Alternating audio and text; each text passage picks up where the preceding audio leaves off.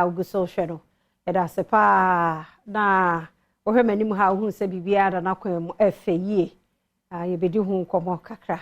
Opekente papa hene ma papa bi ahye. Edi ujuma. Ede eno ale Sarvida Bonwire Kente. Omo niema no papa no ti mewo sa akode bedu. Ewo hase ya. Aha. Sa akode Adom ewo hase be me na no pa yemu ache. Ya dua. Na bia bokode. Odoman kuma da Roma. Ya nya wo di ensamfa konya esuni na asibiem. Oh. Ghana man mo ye ma ne ye fedodo.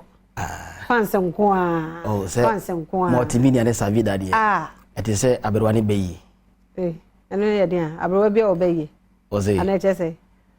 Ko tete sama ba. Se ema na de beyi ba kanin.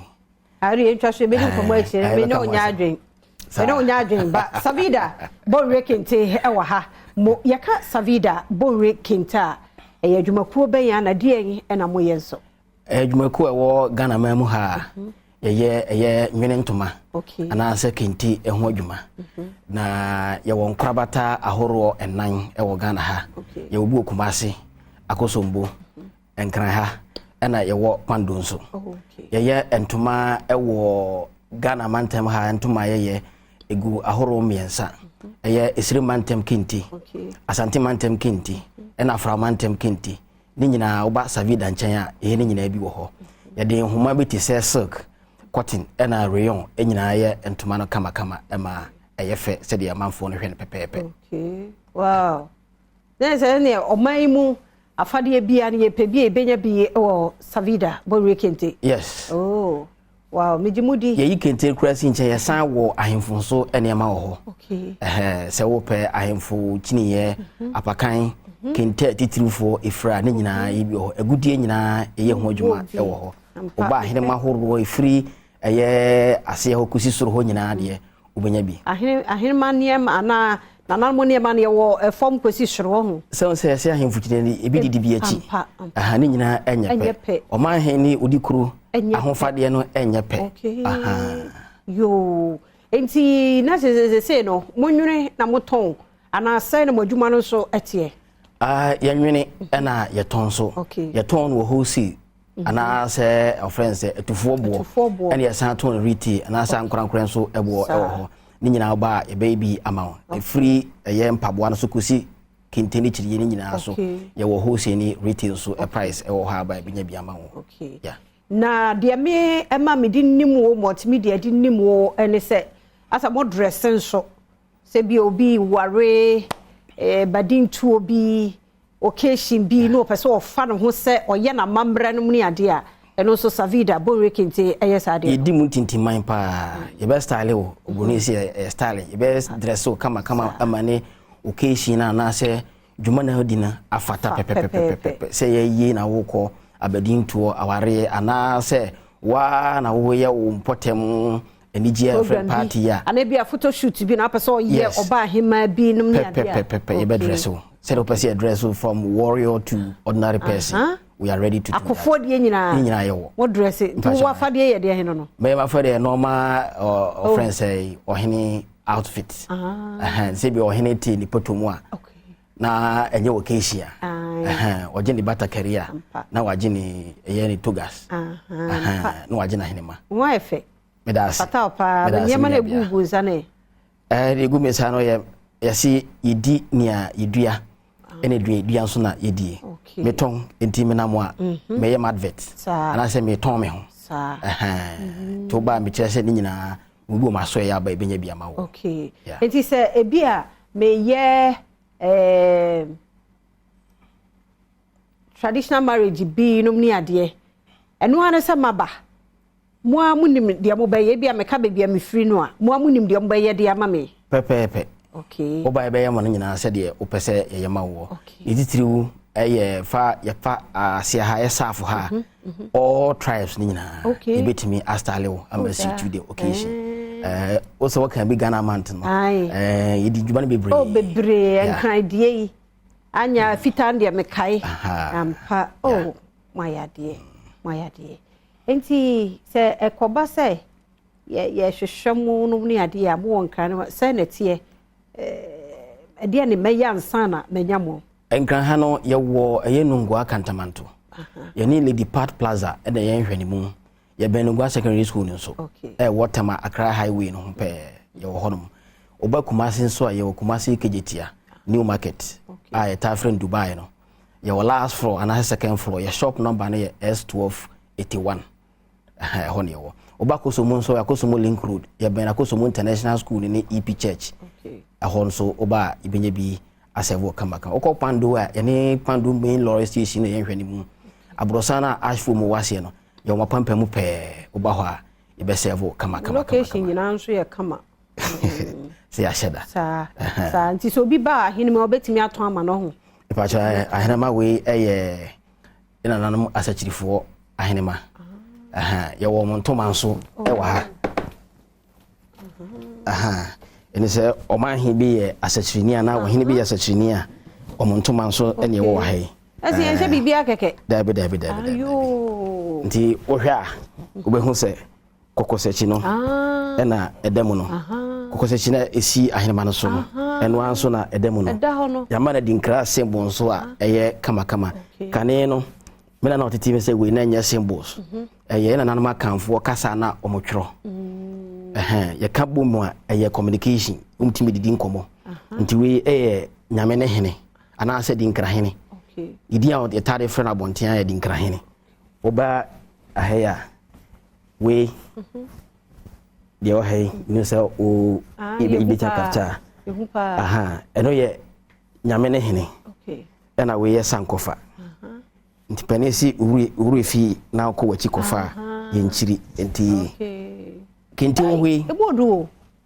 sint na ma hini fra no ahimfu ni fra nti we asimfusu e ma hini ntumani o ya sachirini kane no ne ebo asetirifo mana se ya nyomo ankedan amaka mamu isan se omne si dan kane e wa adanse ame ye fra ho adanse ese adansifo asechirini omne si dan kane omu free eye danse akrokire ha o machiri no ti o ma he kese pa ene asimfusu ani yafa we ya we britu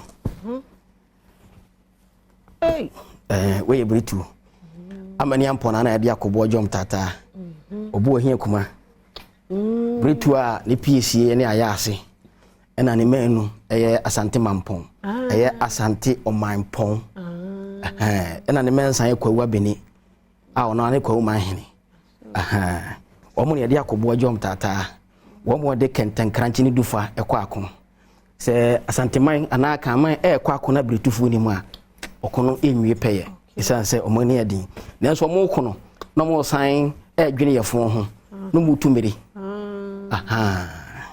nti omo ntumani eno so be hu eye edinkrahen no ewom symbols nyina pani ene edinkrahen anaka choro no esim nyina mo pani ene edinkrahen enti asante mamponfo ha o maje ntuma ebi nkoma o man hene na da sebre o sebonsu ana se kwa beni o maje bi nko bitufo so a dia akonya ba bia timbe fra sentuma we bi to bi ntimi fra bibia sa dabi asentimi ngofra we ho dabi ono asinfo so ye asachiri to no umfra eye sebone de no obi fra kokosachiri de no nti o ma hin bi o ba bia o ba ibenya bi pepepe e de ama ho se mienu ye demonstrate wo hanye no nkire se no nko an ye firi eye agona ekusi oyoko se wo oyoko dabi me ekona ekwa simpi asare bonsere free na nanem mona munya aware ayo ekona fo na ntwekora ayo enye na mote ho mona mo ye kura na yawa ebutumuti na mona sisika yawa mu ekona mo da bunani enti munye ni paketu akora se esunu ni ho a eko ene wo ho eko na mo makrabo no emma kwan ma no ma eye prebu na pampamu a ohim na beben a kire se mo wabadaye pa so ye ba kente we si so a papa we ye frɛ no frima na kan di ankasa wo so ya adwenasa na frima ne ba obra na anwenefo kan no omusi akan enti omu ba ko eye se ntuma we e de ma na yere se on femara akansi na se na obae no se de na ahomfa suo na se na ahomfa ma ne tie no na efe enti akansi ni twam no eno mo eto kenti no mo eton kenti ni ekwanwenefo no ho ase o ye ntoma na firima fry ni bi mame mami firima ntoma ni bi ena beka ho a ye fira ntoma we firima aha yo oh wow fedodo ntoma we so efiri framantem we say akama mu a ye be fira na dwene se dwene so ba we framantem for ntoma ti we fira na chakpalu chakpan enti wo se anwafo ana se evefo fira ntoma bi chakpalu a aje se ye dwene se dwene so ntoma animu ene ya kire enyina eyepe we ye rayon ahoma na de ye na we so ifra sentimentem we alasi su ye de silk thread na eye ahoma ne nyina penny ene silk enso so ya don ne eye rayon ne cotton intem ne se we se wo de ye casual wear ana se wo ye no wo de ehye no abribia na wo si no mprensa ana mprena na hotwe ekusi afi enini emfu ena empanso na cotton ne rayon no wo si ni sa for bosome dumi no a eni no efumi isa cotton na ewo mu nti ba we no cotton ni nim papa enti we no